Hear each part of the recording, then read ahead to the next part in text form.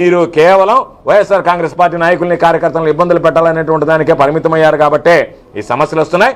నేను మరలా చెప్తున్నా, ఈరోజు మీకు ఆదేశాలు ఇచ్చేటువంటి పెద్దలు ఎవరు ఉండరు, రేపు కనపడరు. ఒక 3 నెలల తర్వాత ముసుగేసుకుని వెళ్ళిపోతారు. హైదరాబాద్లో ఉంటారా, బెంగళూరులో ఉంటారా, అసలు ఈ రాష్ట్రం వదిలే వెళ్తారా, ఈ దేశం వదిలే వెళ్ళిపోతారా కూడా తెలియనటువంటి పరిస్థితులు ఉంటాయి. ఈరోజు నోటీసులు ఇచ్చి మాతో మాట్లాడి చేసేటువంటి అధికారులు మాత్రం ఉంటారు. పాపం వాళ్ళంత దూరం పైన చేయాలి. మీ దగ్గర అంత డబ్బు ఉండదు. ఒకవేళ మీరు సంపాదించుకున్నటువంటి డబ్బు ఏదన్నా కొద్దిపాటుతున్నా కూడా అది అంత దూరం ఉండదు.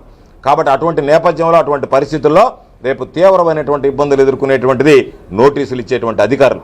కాబట్టి నోటీసులు ఇవ్వాలన్నా, కేసులు కట్టాలన్నా, ఎఫ్ఐఆర్లు చేయాలన్నా పైవాళ్ళు చెప్పారు, పైవాళ్ళు చెప్తే మేము చేసామని అనకుండా కింద స్థాయిలో కూడా ఆలోచన చేయండి.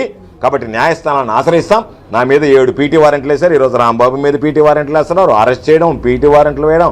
ఈ రాష్ట్రంలో అరాచకం తప్ప, అవినీతి తప్ప, అక్రమాలు తప్ప అభివృద్ధి, సంక్షేమం అనేటువంటిది మచ్చుకైనా కనిపించలేదు. కాబట్టి నేను కానీ, నా బిడ్డ కానీ, మా అందరితో పాటు వైఎస్ఆర్ కాంగ్రెస్ పార్టీ నాయకులు కానీ, కార్యకర్తలు కానీ మరలా జగన్మోహన్ రెడ్డి గారు ముఖ్యమంత్రి అయ్యే వరకు పోరాడతాం.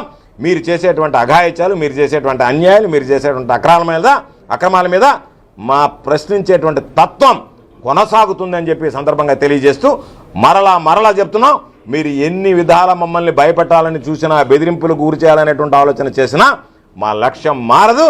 మా లక్ష్యం వైఎస్ఆర్ కాంగ్రెస్ పార్టీ శ్రేణులకి ఈ నెల్లూరు జిల్లాలో అండగా ఉండడం, మమ్మల్ని మేము కాపాడుకోవడం, మాకు సంబంధించినటువంటి ప్రతి నాయకుడు, ప్రతి కార్యకర్తకి భరోసానిచ్చి అండగా నిలవడం అని చెప్పి సందర్భంగా తెలియజేస్తూ, ఈరోజు పాపం కోవూరు దగ్గరికి తరలి వచ్చినటువంటి ప్రజలైతే ఏమి, ఈరోజు ఇక్కడికి నాతో పాటు రావాలనేటువంటి ఆలోచనతో ఇక్కడికి చేరుకున్నటువంటి వైఎస్ఆర్ కాంగ్రెస్ పార్టీ నాయకులు, కార్యకర్తలకు అందరికీ కూడా పేరున చేతులు జోడించి హృదయపూర్వకమైనటువంటి ధన్యవాదాలు తెలియజేస్తూ, నా ఆస్తి, నా ఆశయం, నా ఆకాంక్ష ఈ జిల్లా ప్రజలు, ప్రత్యేకించి నా కుటుంబ సభ్యులంటే సర్వేపల్లి నియోజకవర్గ ప్రజలు అని చెప్పి ఈ సందర్భంగా మనవి చేస్తూ, ఏది ఏమైనా వైఎస్ఆర్ కాంగ్రెస్ పార్టీ పక్షాన నిలబడి జగన్మోహన్ రెడ్డి గారి సైనికుడిలా మా పోరాటం కొనసాగిస్తాం.